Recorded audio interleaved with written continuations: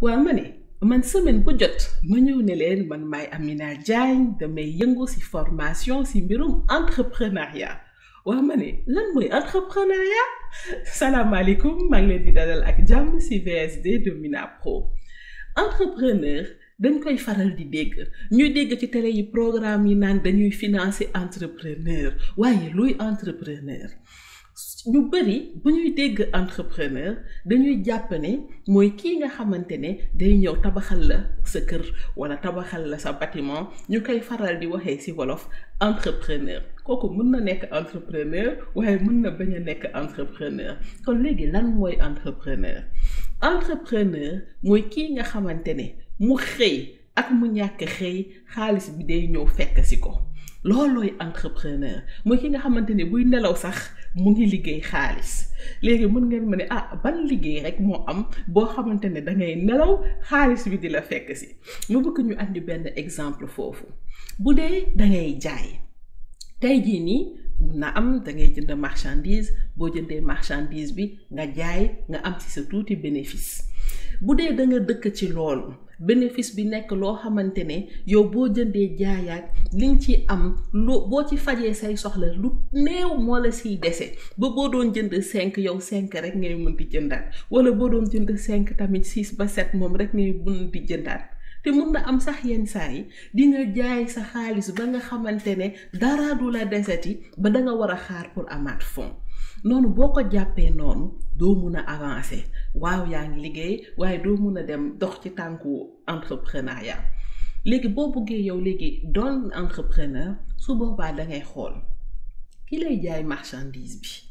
moom foofu la ko ñëpp di fekk di ñëw di jëndi marchandise bi moom sax amaana am na feneen fu muy jëndee foo xamante ne lu bari lay jënd léegi kooku bu jëndee lu bari ñëw rek moom jox ay nit placé ñooñu jaayal ko ñëw jox ko xaalisam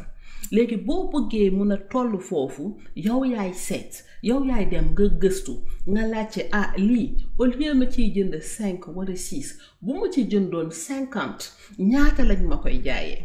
boo demee ba xam loolu tamit nga commencé di denc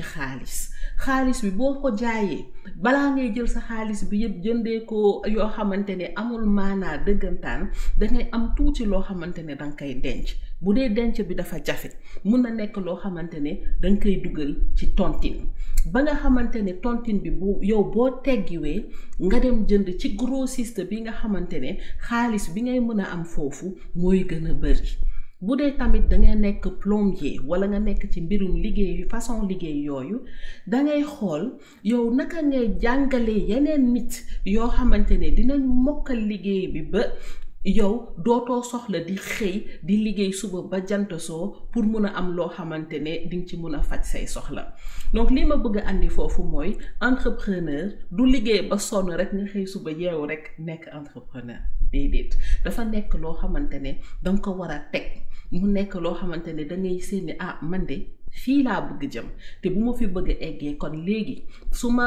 teggiwee sama natt wala su ma amee xaalis am na lu tuuti loo xamante ne dinaa ko mën a denc li ngay denc noonu mooy li nga xamante ne moo lay may ëllëg sa xaalis mun nga ko dugal fenn xaalis bi nga dugal foofu noonu looloo lay jural koom kookoy entrepreneur kii nga xamante ne du ñaqam wala du dooleem moo koy andil xaalis waaye dem na ba xaalisam bi nga xamante ne am na fu mu ko teg xaalis boobu moo koy dural xaalis bu gën a bari maa ngi leen di jaajëfal j'espère que lépp leer na léegi di leen jox dig daje ba semaine prochaine pour prochain épisode VSD de Mina.